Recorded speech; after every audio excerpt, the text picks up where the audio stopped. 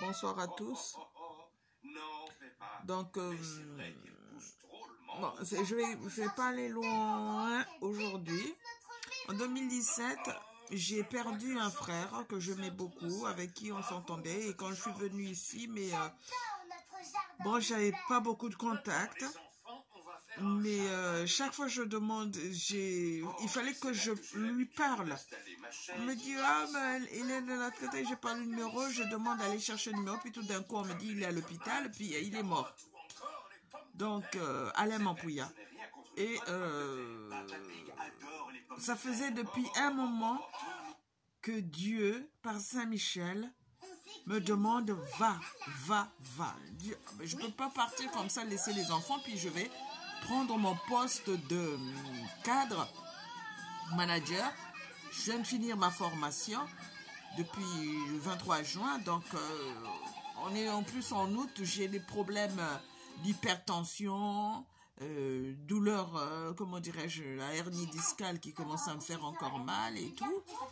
Donc, dû au harcèlement que je subissais de mes employeurs de la clinique du Mont-Louis, qui ne voulaient pas que je prenne mon poste de cadre, mais que je reparte comme simple infirmière.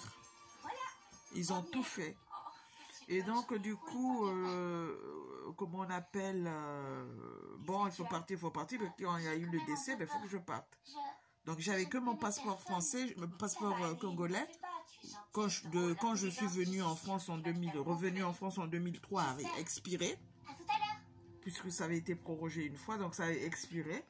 Et ça faisait plus de 10 ans, donc il fallait que j'ai un passeport. Donc j'ai été pour qu'on me mette un visa sur le passeport français.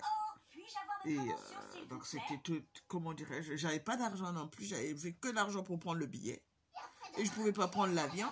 Donc mon billet, le temps qu'on me rembourse, donc j'étais à la banque, faire de trucs et tout. Donc, du coup, j'ai eu un autre billet pour partir d'urgence. Il fallait que je parte. Il faut partir, parce que sinon, il va encore avoir plein de décès. Parce que c'était tous les ans, 3 décès, 4 décès, machin et tout. J'ai dit, les gens ont pactisé sur notre sang, sur notre famille, avec des incantations. Et comme moi, je suis ici, les gens continuent à aller tuer là-bas.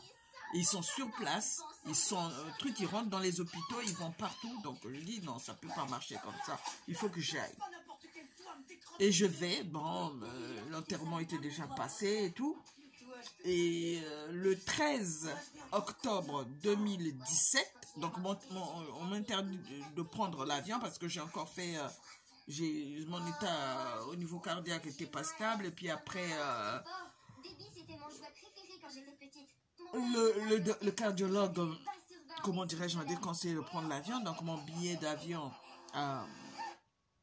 comment dirais-je, comme j'avais pris une assurance, donc on me dit, faites-vous soigner là-bas, on va vous envoyer les documents, machin truc. Je peux pas, il faut me rapatrier. Donc jusqu'à aujourd'hui, ce problème-là n'a pas encore été résolu. J'avais pris une assurance, ils m'ont pas rapatrié. J'avais ma carte bancaire, la banque ne m'a pas rapatrié. Donc je vais à l'ambassade de France à Brazzaville.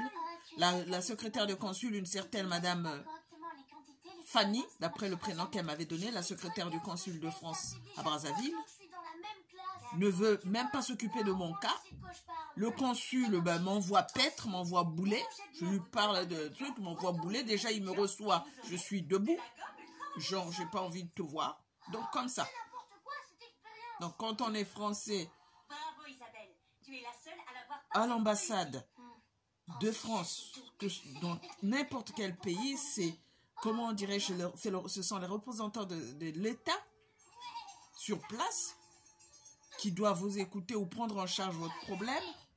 Et surtout que moi, c'était un problème aussi sanitaire, me rapatrier ou me donner des soins. Je vais à la coopération française, il faut nous payer, machin, tout. Je me suis retrouvée sans rien. D'habitude, je voyage, j'ai au moins 10 000 €. Là, je suis sans rien.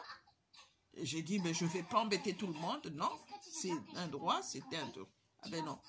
Donc le problème est encore là. J'ai déposé plainte. Le procureur s'amuse à classer les plaintes comme à l'accoutumée sans suite. Mais on verra. S'il est au-dessus du bon Dieu, blasphème, on verra. Donc c'est pas ça. Mais le 14 octobre, donc je vais après m'être entendu avec les militaires qui étaient... un des militaires qui prenait sa petite bière ou son jus chez les Carmes Fatima Pila. Donc, ils m'ont expliqué comment faire pour aller à la montagne, comme disait au Kenengomba, où avait été tué le cardinal. Donc, j'y vais. Je suis passé par... J'ai même consigné dans le cahier. J'ai commencé par prier, je suis montée. Ce que j'ai vu, personne ne peut le dire ni croire s'il n'est pas dans la foi. Donc, je ne pouvais pas monter avec mes chaussures. Il faisait chaud. J'ai enlevé les chaussures. J'ai gardé les chaussures en main. Je montais pieds nus sur la montagne, rocailleux et tout. Je suis montée, j'ai même pas eu peur de serpent ni rien du tout. Je suis montée, je suis allée même derrière et tout, à pied, sans chaussures. Au moment où je montais, j'arrive à une station. C'est là où les problèmes ont vraiment commencé pour le cardinal. La souffrance. Là, Saint-Michel, pouf! Je ne pouvais plus avancer. Donc, j'étais en train de prier.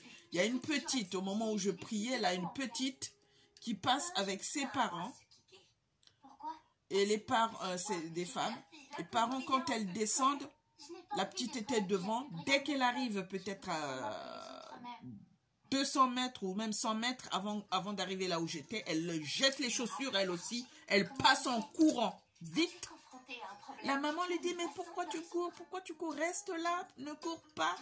Et en plus, tu laisses ses chaussures, ne cours pas. Moi, j'ai ri. Mais j'étais spirituellement en plein dedans. Je comprenais la petite.